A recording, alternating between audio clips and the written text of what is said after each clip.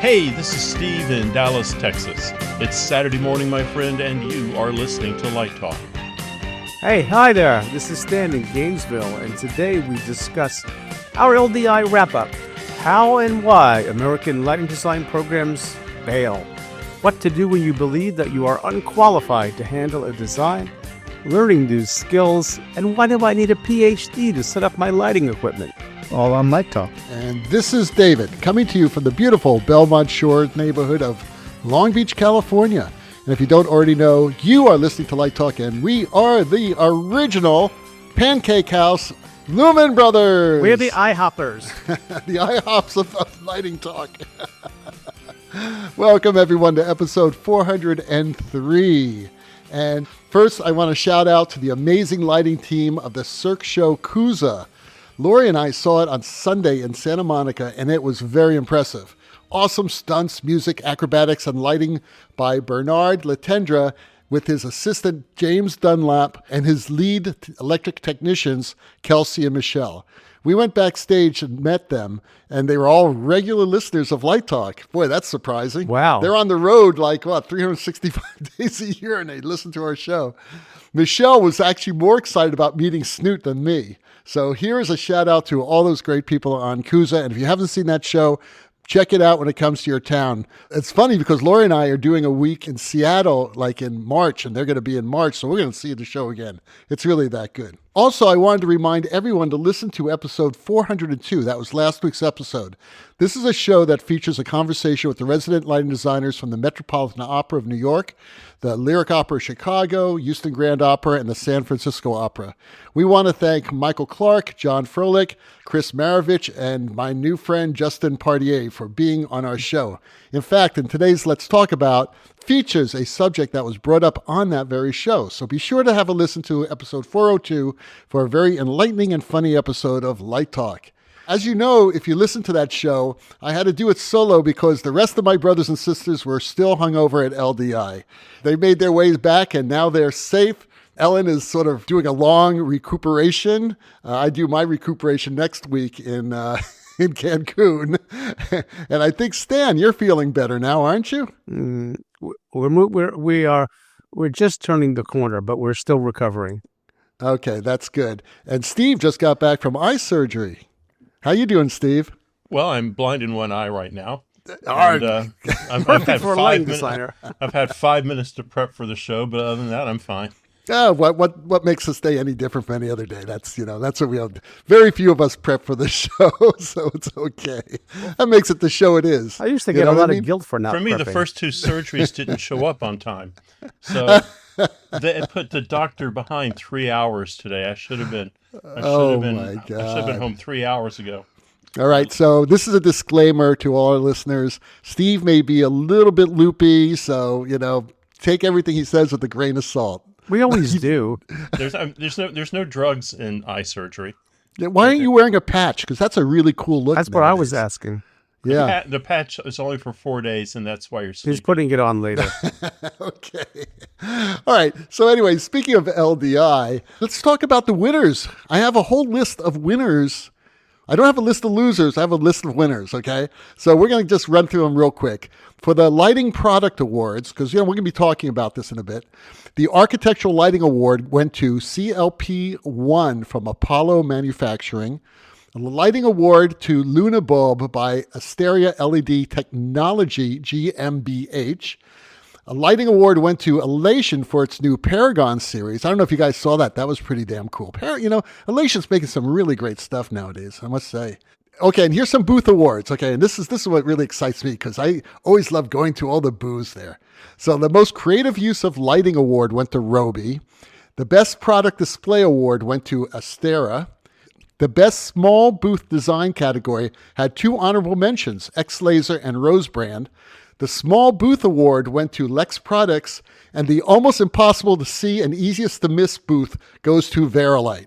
So other than that, everything was great. I'm just kidding about the Verilight. The best big booth award went to Blizzard Lighting, who recreated a dynamic carnival midway. I thought that was really cool. I'm sure you saw it. It was right in the middle of the damn floor. The Sustainability Award went to the AOTO RM1 5E series by Shenzhen. And the Battle of the Busk Award winners, here they are. The most creative was Voltuala, lighting by Melissa Hartsfield and Sierra, with video by Ansel Wirtz.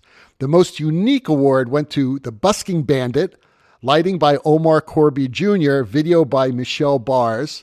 The most cohesive, The Busky Bees, lighting by Brittany Baker and Brittany Motkovich, video by Jesse Scott. The Jaw Dropper, Next Gen DMX, lighting by Karen Cortez and Jack Isra, with video by Ilea Kemble. Industry Choice Award went to Next Gen DMX. So that's all the awards there. I'm sure I screwed up some names. I apologize to everybody who I did that to. But what do you guys think? I was only there for really 1.5 days, and you guys were there a little longer. What do you think about this year's LDI? It felt bigger. I think the question they have to struggle with is exhibition days, moving them into the work week. I don't know if that's going to be a great seller or not, or just a no-go. I wasn't there on Tuesday to see what the last day was like, but that's asking a lot. You lose students, you lose a lot of people to not having a weekend to do that. And I know they're hemmed in by the Grand Prix races, right? Formula One. But that's I don't know. But it felt a little bit bigger again this year. Felt like it was coming back. So I certainly had a good time there. Was there anything that you saw on the floor that interests you? I'm looking for a footlight right now. And so I still think the best footlight is made by Roby. Pretty incredible. There is kind of Lation has one. I'm not sure about the throw distance on it because they had it hidden up against a wall. So I couldn't really see it. There's also another one from, I'm looking at your award list here. Was it Astera? Is that one of the, yeah, I think Astera. Astera seems to have, they had two interesting products. They had a footlight that might work, and they had something that I didn't think anyone needed until I needed it. It's a light bulb, and the light bulb, they got an award for that, by the way, that light bulb. The light bulb is either electrically, you can screw it in, run it from electricity, or it is battery powered and it's wireless DMX, and it's under $100. So I'm doing a turntable, and I'm not wanting things to have to wrap or things to have to work off a central electrical collar. So this might be the answer for me on the turntable. I was pretty impressed by that. That's really cool. Stan, did you see anything? I did see one thing at the one booth I was able to attend, which was the new iteration on the ECC Halcyon line. One of the things that we've complained about in the past was really beautiful diffusions that only GLP seemed to have once upon a time. And so they have a now 3-stage diffusion with 3 separate channels of diffusion. And I think with 3 separate channels, it's still a little cumbersome to use, but it was pretty effective, and it didn't sort of just blur out the outside of the gobo and then the middle came later or vice versa. So that was impressive. And then they also, in that fixture, have a new color system, which has, rather than 3 sets of flags, you have 3 saturated flags and you have 3 pastel flags, and you can use them independently or in combination. So I guess if you're really a color aficionado, they've really sort of upped the game in terms of the color mixing capabilities on the Halcyons. Well, there were 2 things that I saw that were very impressive to me. Believe it or not, our friends at Roscoe are introducing a new Fresnel. They're getting into the lighting fixture business. And this LED Fresnel is like mammoth. It's made for super long throws. It's basically like a 12-inch Fresnel and maybe 10-inch, I'm not too sure. But it's super powerful with a beautiful field with an amazing, amazing color rendition. I was extremely impressed with that. It really is a beautiful, beautiful single source light. Also, the new follow spots from Robert Juliat are amazing. They always have top-notch quality. And I just was very, very impressed with that. French optics, yeah. Right. There's only one thing better than French optics, and that's German optics. But They're pretty good too. they're both great. The French ones taste better though. Well, I don't know. It depends if you like bratwurst or Yeah, if you that's like, true. Or you like, escargot. escargot. Okay. Well, I was only there on Sunday, so it was a huge crowd on the floor. So, Steve, you mentioned that you saw something new from Verilight. Are you free to talk about it? Sure. I saw the Hive. Verilight this year had a private showing on the show floor rather than rent a hotel room somewhere or a separate room. So they committed, I don't know, I think 22, 24 units to that space and kind of showed you what it was capable of doing. And they just, again, they were showing, they have a new Lico coming that was, I believe that was out on display.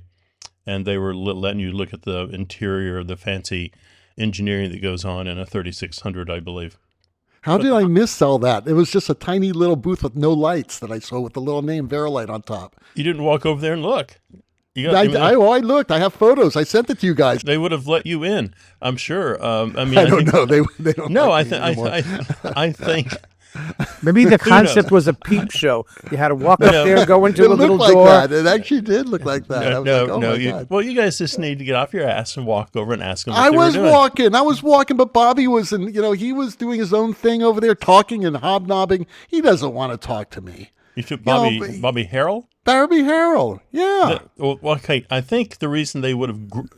Here's my theory. I'm just going to offend a bunch of people right now. The reason they would have welcomed you over there is I'm sure they're tired of having Pet Sweat of Japan over there videotaping everything, trying to pull the lid off something. And, this was, you had to have the secret handshake. There was the engineer meeting you at the door. But when you get an email from Bobby Harrell, it says, how does it say? It says secured, confidential. It's like Area 51 whenever you get an email from him. I got an email from him and it says, stay away. Please. The thing I think about this light is it is a game changer. I found two things at LDI that I think need to be called out. First of all, if you're not Roby, you need to stop making moving lights. You just need to stop right now, get out of their damn way.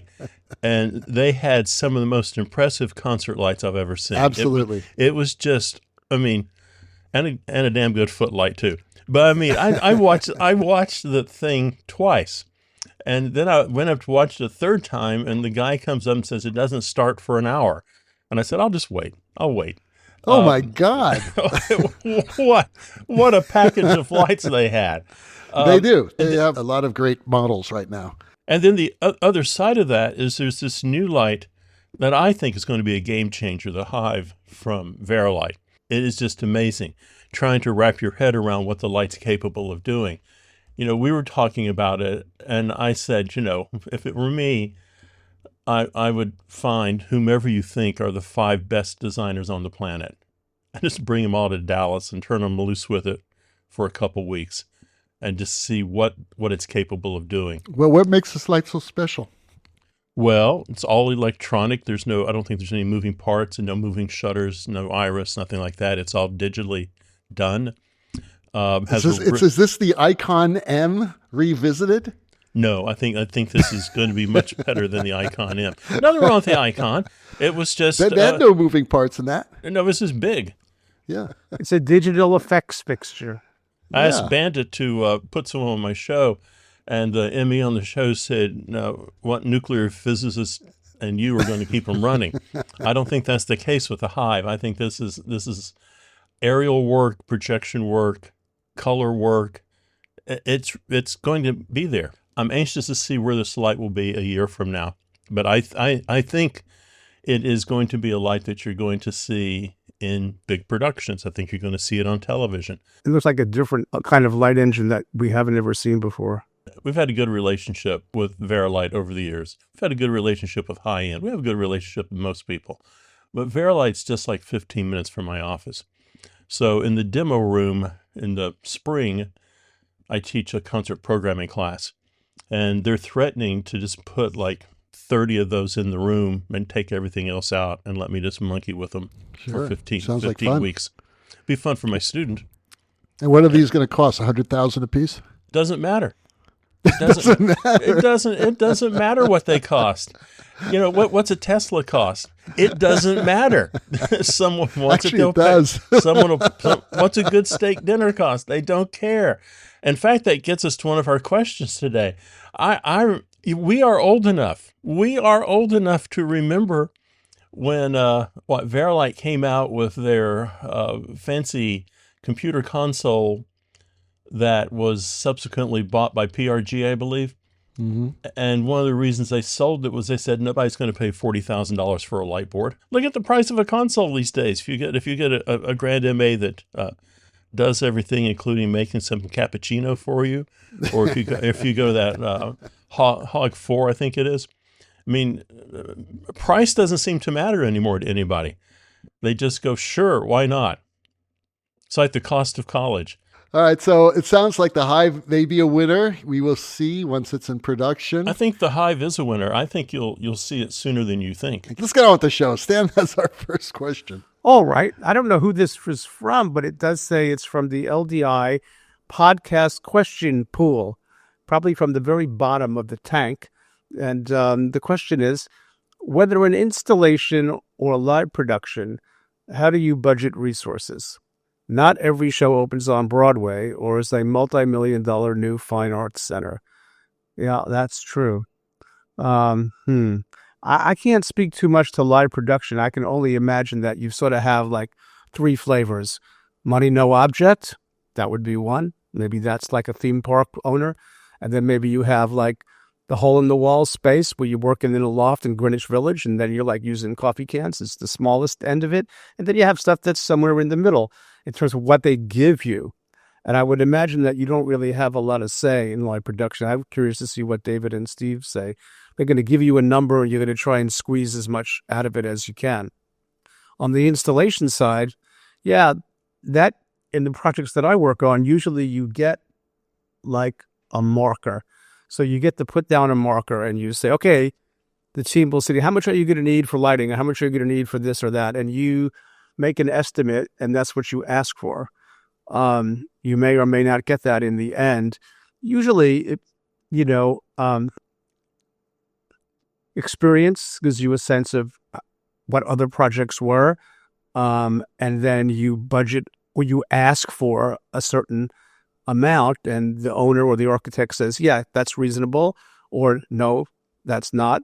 And then you work from there, and you still work to get the most bang for the buck you can by balancing all the things I've talked about in the past: quality, maintenance, support, all of those questions.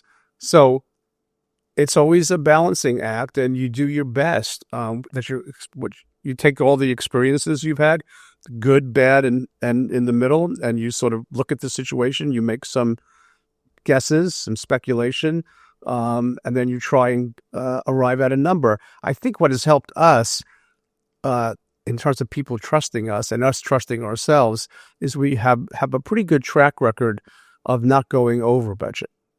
And I think if you have repeat clients and you've been able to successfully work and produce good work within the budget, and then you ask for something extra, you might get it. But if you're the kind of person who goes over all the time and maybe doesn't deliver so great with everything you've had, you might get treated differently. So I think there's a lot to that. I don't know on the live production side. You guys tell me. Most of the time, did they come with it, like Steve, when you're doing a show, or David, you got this much and pretty much that's it? Or do they ask you how much you need? It usually says in the contract what your budget is. Yeah, well, there you go. Well, I think also the question there is, how do you budget resources? I think that starts with your client. Let's say you're a small band doing clubs. Maybe you're trying to find consistency house to house to house. Maybe that means that you take what budget you have and you rent a console. So you're on the same console every night as opposed to jumping to 5 different consoles. It's hard to keep up with all that. So I think you start with your client. What's important to you? If the client on a small show says what's important to me is a big silhouette at the back of the stage, then that's where I put the resources toward. And sometimes they don't know. I mean, it's on my side of the world. Sometimes the client doesn't know, so you have to sort of educate them or make decisions. Oftentimes we get hired for our judgment, and then we get rehired because the client judges that our judgment was appropriate. We've seen projects where you'll bring in somebody who's just really, how should I say this delicately, maybe more about themselves than they are about the project, and they ended up specifying things that they would like to have rather than what the client needs, and that will, I think, set a client off negatively. But if you're sensitive to, or even if you want, you might think this is the best thing for you and I have to convince you why it's the best thing for you. You've got to do that education piece. But Steve's right. It always starts with the client, in terms of they're writing the check, and you don't want to spend the money the way you would spend your own money. I mean, that's one way to think of it. Well, I think also if you're touring, I do a lot of dance. So one of the things I look at is most of the companies that I work with premiere their pieces at the Joyce Theater. So the Joyce runs 225, 250 lights, something like that number. So my plot will be based on that. Not every civic center or university has that kind of inventory sitting around. So if I'm budgeting resources, what I do is, particularly in Europe, I send an ABC list. This is what I must have. If we've achieved what I must have, the A list, I'd like to add the B list to it. And in some miracle that never happens, if we can do that, we'll add the C list.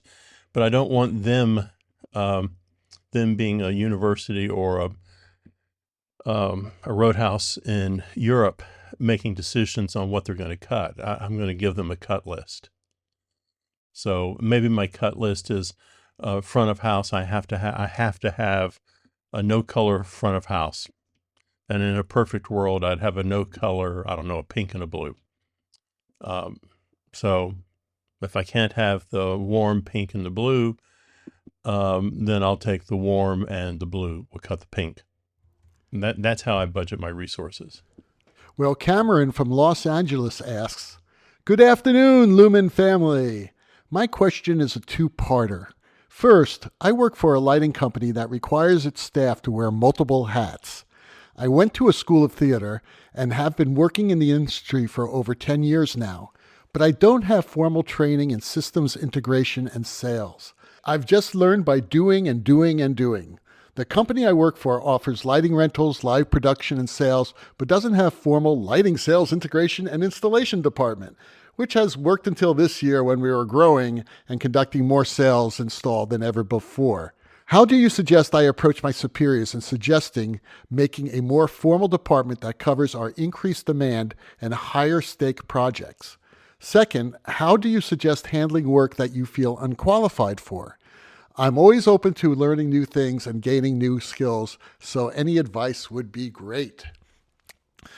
Well, Cameron, sounds like you are in a growing company and you're trying to convince them to hire more people.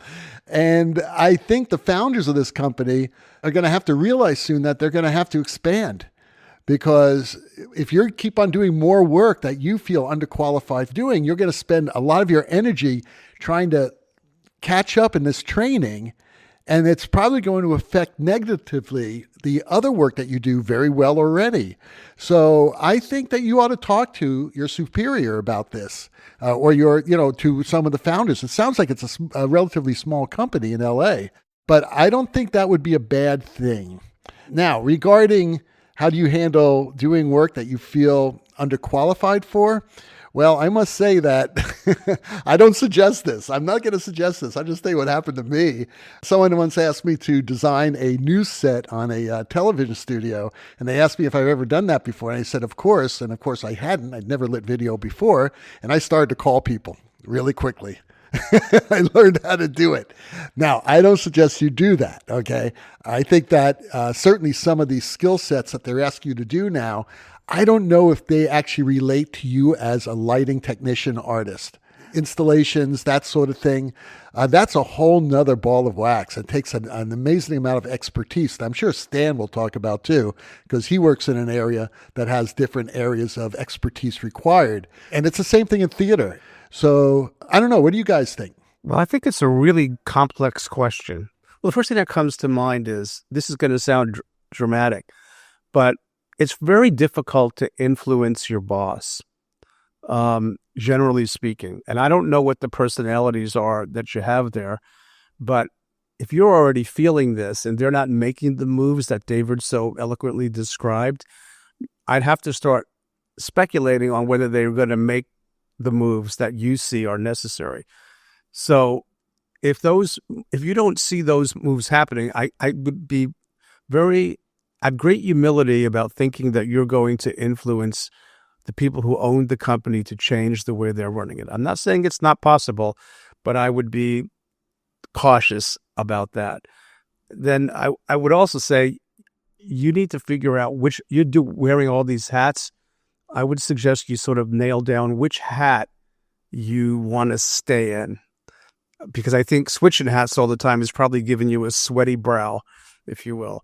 So figure that out. And all I can say is a little bit from my own history to get the competency that you're seeking. I had no formal training well, maybe now there are, but there weren't any schools in theater consulting when I was coming up. You know, it's like an agglomeration of different skills I was lucky I was exposed to a rental house, a great rental house, Production Arts Lighting in New York City. I was lucky that I was exposed to a roadhouse. I was a master electrician for a roadhouse. I was lucky that I was exposed to architects, right? And engineers. So all of those things came together to kind of expose me. And like you, I learned on the job. And I always were careful not to present myself as knowing more than I did, and spending more time listening than talking, and particularly in rooms with people that know more than you.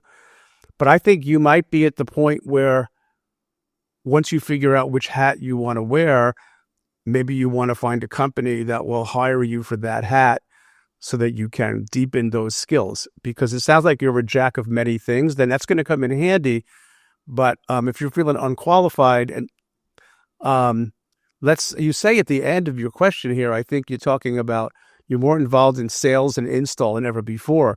Well, if you want to be involved in sales and install, you can be working for a company that provides and installs equipment. There's many of those and you can exclusively do that. Or if you're more interested in design, right, of installations, then you want to work for a consultant or an architecture or an engineering firm. But I think it might be time for you to start looking. But I would be worried about trying to convince other people to change their business model. Well, I think there's a simpler solution to this. You say you've been in the industry for 10 years doing this. If you want change to happen, what I would suggest is I would put together some little document. And the document would be show one. Show one, we spent this much time on it. We weren't prepared to do the architectural draftings that we needed to do. So we had to hire someone to do that. Show number two, we had a problem with another problem with installation, whatever that is. But if you can come up with a document that says, here are our successes, and this is how we can build on our successes. This is where we got in a little trouble and we got out of it. But what we learned from this is we need a person who's going to do our drafting, or we need a person who's going to do the rigging. So I think if you can bring both positives and questionable moments to your superior and say, are we happy where we are right now? Or do we want to maybe grow a little bit more? If we're going to grow a little bit more, we need to add this person or these 17 people to the payroll. And you have to figure out where you want your position to be in all this. Do you want to be in charge of the department? How can you convince the people you work with and for that this is something that's good and it can expand, and you've got a 3-year plan on how to make it better? If you just come to them and say, I need $500,000 to hire 7 people, they're going to say no. But if you can show them a pathway to get where they want to be based on the past, I think you got a chance of making some serious change here. You are listening to Light Talk with the Lumen Brothers, and Light Talk today is sponsored by A message from the Las Vegas Convention Center and the producers of LDI. The signs are unmistakable. That post-convention feeling when you return to your cozy home, the fireplace crackling, the soft snow falling outside, and your cat curled up on your lap, only to be met with a sudden uninvited guest, the creeping itch, the sneezing, the watery eyes. At first you think it's just a seasonal thing. Maybe the weather has changed, or something in your house. Maybe it's just a cold coming on. But then the truth hits you in your gut like a runaway forklift. It's all too familiar. Ah, yes, the infamous Las Vegas LDI convention mites, a term that has become something of a legend among the entertainment crowd. It starts as a gentle, creeping irritation that builds as the day goes on until you can't ignore it anymore. You can practically hear the tiny little mites scattering, dusting their microscopic footprints across your post-convention bliss. It's as if the lights, the crowds, the loud noises, and the stale hotel air have somehow followed you home. A quick Google search, because of course you Googled it by now, and there it is, Las Vegas LDI convention mites.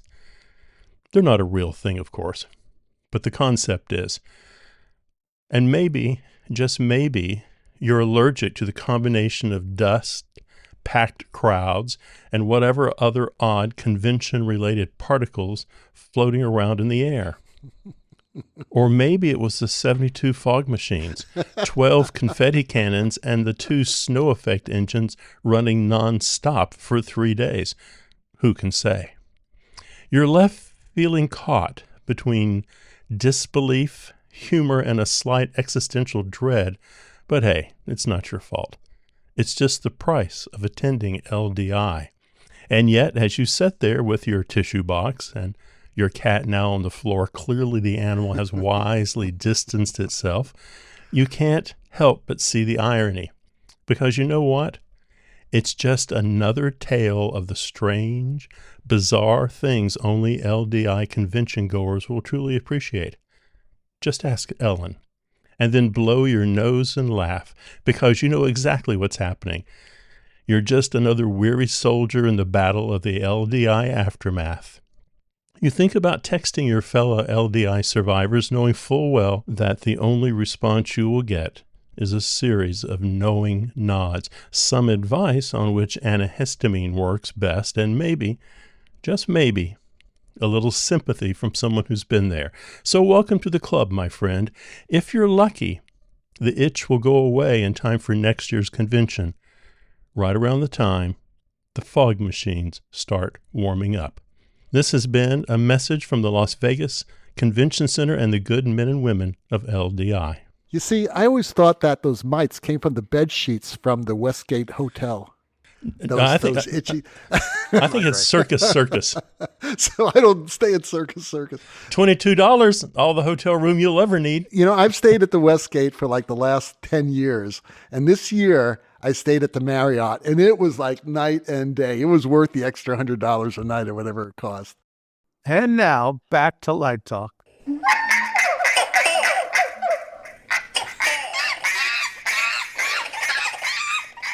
Well, the sound of those iguanas, ducks, and monkeys wreaking havoc in Stan's wine cellar means that once again it's time for Let's Talk About.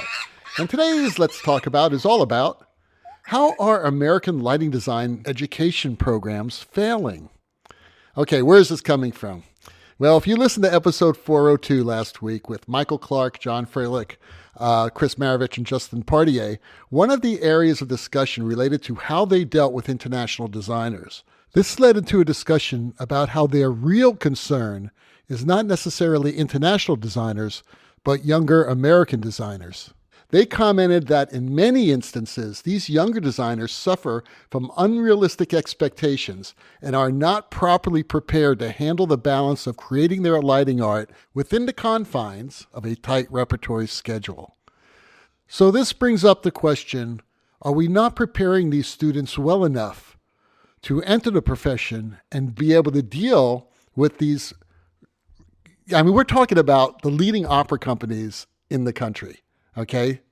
These are huge, multi-million dollar companies that are producing some of the greatest works of art in our country.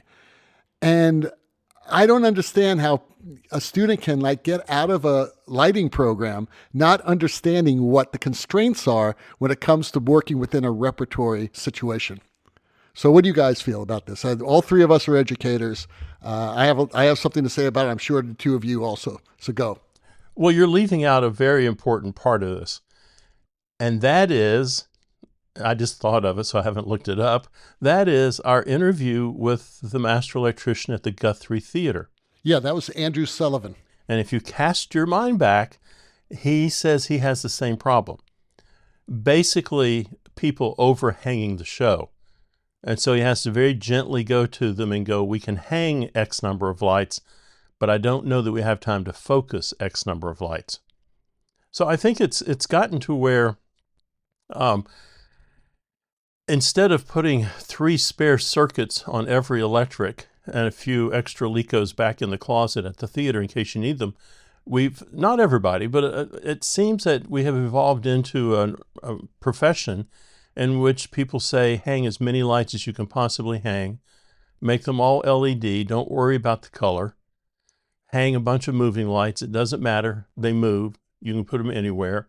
So I think what's happening is there are students leaving a program believing they don't have to make hard choices. You know, if you're using a color scroller, you've got to make a hard choice about your 10 or 12 colors, and you've got to make a hard choice about the way in which you construct your scroll to get from color 1 to color 2 without going through, color 3 in the middle of it. I think it comes down to they're simply not making hard decisions. I'll figure it out when I'm in the space. And it's difficult. It is difficult to convince them anything otherwise because they're happy to say, and very naively say, that moving light or that LED fixture makes 80 different blues. The director and I will look at it and we will select a blue together. Well, that's fine. And then there's another 80 pinks and another 80 reds and another 80 ambers and 2 gobo wheels. And I think it's lack of preparation and not understanding that time is their enemy. The 4 theaters you're talking about are certainly at the top of the apex here. What I was kind of amazed about from that interview was particularly repertory and how fast they had to work and how little time the designer had in the theater. I'm working with a student now in Sweeney Todd, and I'm, saying we have to have this show in the board before the orchestra walks into the room because it'll never happen. You can never keep up with them. You'll be taking notes to make edits, but you'll never be able to be creating in any kind of productive fashion while the orchestra's in the room because they're the main thing. I don't think that's the issue. I think the problem is, Steve, is that they don't know because they're not being forced to deal with it. Who's not being forced to deal with it? The students aren't forced to be doing that. We're always balancing the creative freedom and enough time to give a student creative freedom and all that with preparing them for the hard realities of the profession. And I think there are 2 places for it. And if you guys can think of an answer to this, because this is one of the reasons why I ended my graduate program.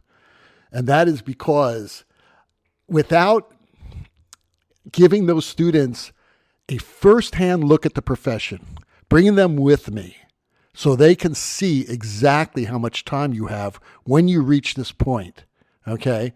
Without that, they come in with these expectations. Hey, it's going to be just like grad school. Well, I had 7 days to light this show. And I'm not allowed to set levels, or make changes during a rehearsal because the stage manager needs time to be able to call it. The reality is, if you don't know how to make changes over a dress rehearsal or tech rehearsal, whatever, and you're just taking notes, you'll never get the show because you don't have time to do those notes later. So what I did is I gave them that freedom to be at school, but told them that you're going to have to make adjustments over the rehearsal. I got a lot of blowback from the stage management team because they have to learn how to deal with a lighting designer making adjustments too. And then I took them out with me, like Gilbert did, like a lot of the designers who are teaching, took them into the profession. And that's where they learned. When I was in graduate school, the only experience I had in the profession was through the internship program that SMU had with the Dallas Opera. And I watched how these incredible designers worked under that type of pressure. And I knew, hey, I've got to figure out how to do this because I knew exactly what was going on. But now fewer and fewer professors are taking their students with them. And God help the students who are with professors who do not have ongoing professional work because they're kind of doomed. And I think this is what they were talking about in that discussion, because people are coming in with these unrealistic expectations of, I'm going to just have all this time. Everything will work out. No, you really have to have your ducks in a row and figure it out so you have time to make changes, so you have time to evolve with the production. That's basically what's happening. Well, I think the other thing about this is, I'm pretty good at what I do. But one of the things that I do that is really hard to teach is to be an improvisational lighting designer, to be able to change direction. The director says, I want to move the scene stage left, or the producer says, I don't like the blue cyc, give me a yellow cyc. I may like the blue cyc better, but I can respond to that, let me see a yellow cyc in 5 different ways until everybody's happy with it. I can pivot. And it's very difficult to teach someone who's just starting the profession how to pivot. I think not everybody does, but I'm seeing a few undergraduate programs that put up repertory light plots for their season. So the student only comes in and changes color. And that's kind of dangerous because they're not learning how to actually draft a plot. And I'm not talking about using Vectorworks. They're not understanding why that light is in that position because it's always in that position. Yeah, I'm listening to both of you and really carefully, and I'll try and synthesize it. Let me go back to something Steve said at the beginning. Steve's point about making difficult choices is a really good one. There's a real struggle there, and maybe we can put a little bit of the blame on technology because, as Steve said, you have too many choices. And so they become deer in the headlights. If you only had 4 choices, you pick one. Or like Ken Billington, level, 0, 25, 75, full. Or what is it? No, 3, 5, 7, or full. He likes working with odd numbers. There is that problem that they, for whatever reason, struggle with. That I think we can tie that into Steve's point about improv, being able to be in the moment. They come through this educational system where it's all about getting the right answer. They taught to the test. So it's like, oh, well, I better pick the right thing. And then they agonize over getting the right thing and just make a freaking choice and see what it looks like. And if you don't like it, change it. And that's the improvisational nature that we have. We're not afraid of that. They are afraid of it. So I think that's 2. And 3, to your point, David, you're absolutely right. It is, I think, and I tried to do this at UF during my time there, it is almost impossible, at least I found, to simulate the profession in the academic theater. It just can't happen. So we were fortunate, and most of my students are successful because we established an internship with the Oslo, where they got to see someone like Steve or David working at speed. It's hard to teach that. But if you see it and you do what you did, David, and you go, that's what I need to learn how to do. I need to be able to move through the show, make a choice, evaluate the choice, keep the choice, or change the choice. Boom, boom, boom, boom, rapid fire, over and over and over again. Make the choice, evaluate the choice, keep it or kill it, and change it. That's it. That's the whole process right there. And if you can't get into that flow, you're doomed. You're doomed in the profession. But to your point, the last point that you made about teachers who are not working professionally, maybe those programs shouldn't exist anymore. because it's a disservice to the student who really wants a professional career. But I think most of the well-regarded programs these days are taking students out to see what the profession is, or have professional internships, or have a regional theater on their campus. But if you don't get that I got that exposure in New York. I watched people at the Joyce, as Steve said, knocking out dance cues. Boom, here's how we do it. And all you have to do is monkey see, monkey do. Watch how these guys do it. That's what you need to do. If you're really going to train students to work at the top opera companies in the country, they have to be exposed to the top opera companies. To what that kind of work That's right. is. There's no way you can't get it in the abstract. No. And they shouldn't have to do it in school because everybody's learning. Right. Okay? That's a different environment. I mean, actors are learning, stage managers are learning. So as soon as they said, you can no longer do this, we don't have the funding to do this, I said, well, then there can't be a graduate program anymore. Yeah, you can't simulate that in the school environment, but you can expose them to it through the internship. And for people who are looking for graduate schools or undergraduate schools, this is why it's even more important to find out who your faculty is. Not only who they are, but what they're doing. People came to my school for only two reasons. Okay, I'm talking about lighting designers. One, they were interested in musical theater and opera. And two, they're interested in international work. These were the students who I would take to my school because I could offer them that. If someone said, I just want to do plays, or I want to do dance, I'd say, don't come to my school. There's a better school. Right. Or I want to also do architecture. I said, go to Stan's school or go to other people who do this stuff. Or they want to do dance and other things and rock concerts, go to Steve's school. But don't go to my school. So there are a lot of great schools out there. Okay, let's just drill down on that a little bit. Since this is LTA, right? Where are those guys that you interviewed? Where are those designers coming from? Are they not coming from the best schools? It sounds to me like they're feeling that a lot of the students that are coming out now and have been out for a number of years just don't understand how the system works. That there's a clock that's ticking? I think it can happen at any school. It can happen anywhere, at any time. Well, let me tell you something. It's going to be sure to happen if they're not exposed to it. Right. So I could expose a student to it and they may not get it, but at least I'm exposing them to it. Well, you then as a student, you need to choose carefully where you go to graduate school. Right. Absolutely. And, I mean, is that graduate program, for better or for worse, affiliated with a LORT theater? Right. It's a simple question. Right. That's exactly right. When you ask them that and they say, no, but we work with such and such outdoor drama every summer. Okay. There's a difference between outdoor dramas, and sometimes that's bogus work. That's just a waste of your time. There's also a difference between LORT and opera.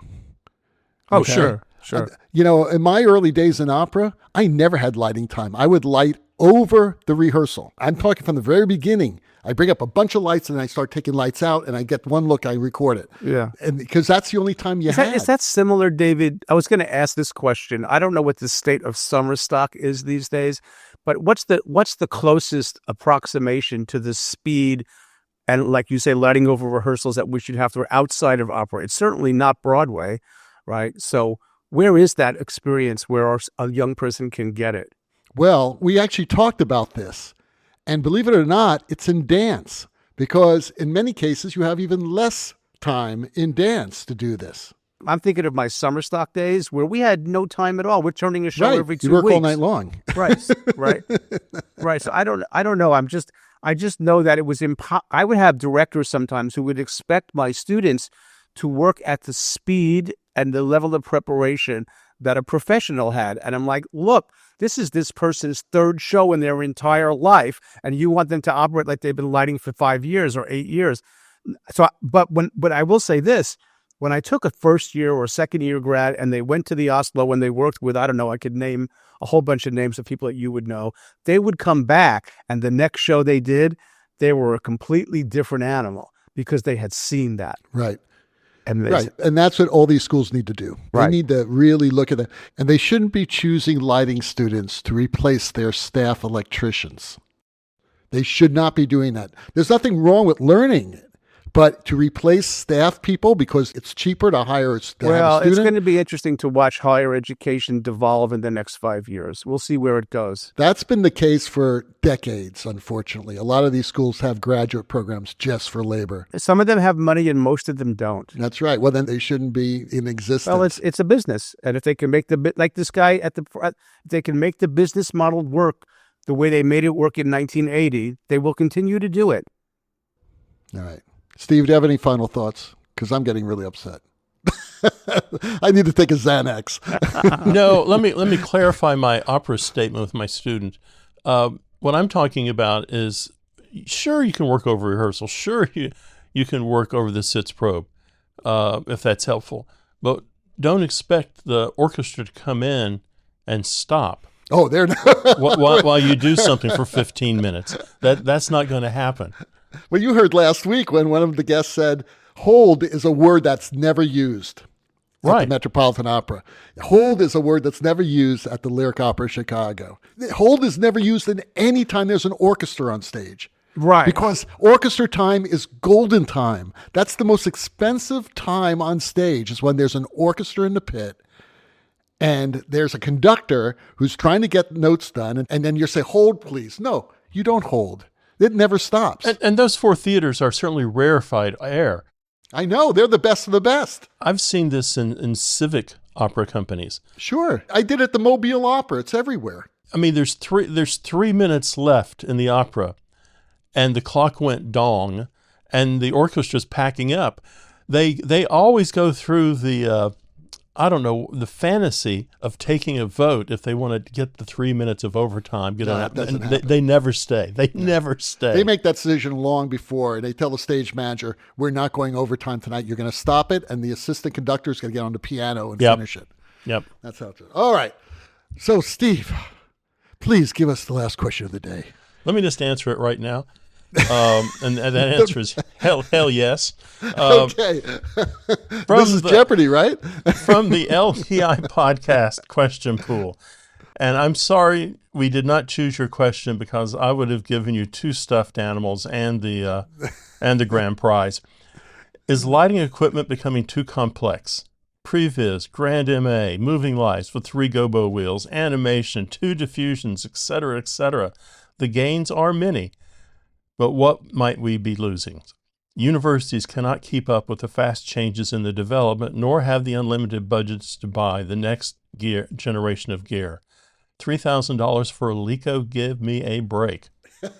I'm with you, brother or sister. I'm with you there. It's hard. It is hard. You know, we're now running 4 different consoles at my school, because at least 2 of them are industry standards. I mean, if you're not running a Grand MA, you're not working. You can fantasize all you want to, and a lot of people will make the same argument for the Hog. That people live and die with their Hog consoles. And then if we talk to all the people, if we've chatted, everybody we've chatted with about Previs, all thinks it's a great idea and loves it, and it can work. And I don't think of one of them, except the gentleman who does Trans-Siberian, has time to do it. And it takes him half a year to get it all up and running. I think it is. There's a lot out there. I think the gains are many. Again, what are you losing? What you're losing sometimes is the simplicity of lighting, of just telling a story, because there's all this background noise going on around you. And when I mean background noise, I actually mean fans on moving lights. It drives me nuts. And someone says, "Oh, well, that's just the moving light. Oh, let me punch you in the face. Did it hurt? It was just my fist." So yes. And $3,000 for a Lico. I was looking at ellipsoidals at LDI, and there are 3 or 4 companies that have them there. And someone said, yes, this one's only, $2,600. Well, that's a bargain. Of course, the lens is $500. Well, so yeah, and I don't know what we're going to do about this. This has got to change. We're pricing people out of the business. Yes, agree with Steve. It's getting too complex. There's too many choices. But here's the deal. America is a racket. It's a racket, okay? It's all about commerce. And it's never going to change. It's all let me resurrect Sonny Sonnenfeld for a moment. It's all about sales, baby. It's about sales. It always was about sales. It always will be about sales. You can have your art. You can have your simple desires for beautiful, simple, like, I want a restaurant that doesn't blast music and just serves me food. I can't get it. You're still complaining about that, Stan? Yes, and I will be forever. There was a whole article in the New York Times about Billionaires Row, 57th Street in New York. You go into the lobby of the building. It's the so silent lobby in the world. It's all about pushing out the sound of the city. It's all about sales. It's always going to be about sales. It's always going to be who has the best, the newest, the shiniest, the fanciest. Okay, and all the stuff that you're saying is absolutely right on. But welcome to capitalism, and it isn't going away. Well, so the $3,000 Lico, yes, give me a break. The thing you need to do, though, is you need to look at these companies who make a $3,000 Lico also make a cheaper Lico, usually in that $1,700 range, which is still incredibly expensive. But you need to look at equipment and be honest and say, is it good enough? Yes, agreed. Is it good enough? That's right. I'm not saying is it crap. Is it good enough? I saw a shootout between a couple moving light companies. And again, moving light company A had by far the superior product. The company went with moving light company B because it was good enough. It was good enough. Yeah, it was good enough. It did everything they needed it to do.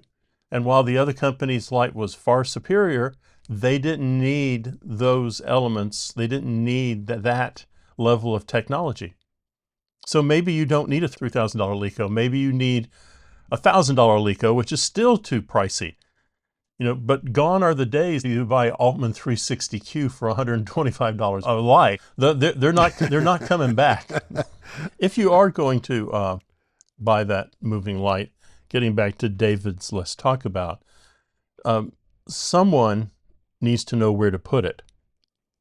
Someone needs to know how to strategically place the light, as opposed to I'll put 3 on stage left as a pipe end, and then I'll put 3 more over there right beside it as a gobo wash.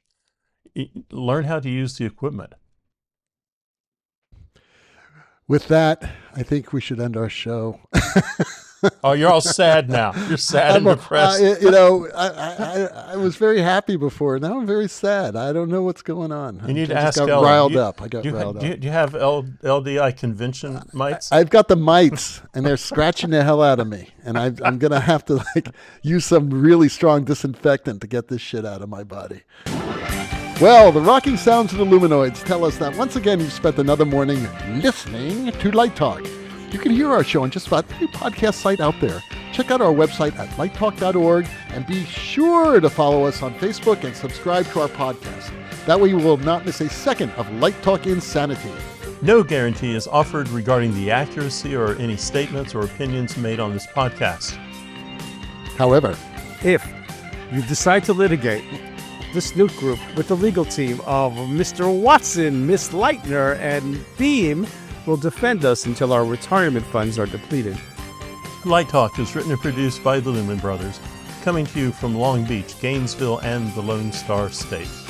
And be sure to join us next week when we talk about more lighting shenanigans and serve you more of our casserole of nonsense. Light Talking Originals, broadcasting questionable Lumen knowledge and humor around the world. Oh, by the way, Merry Christmas. So it's coming up next week. Merry Christmas, right? Feliz Navidad.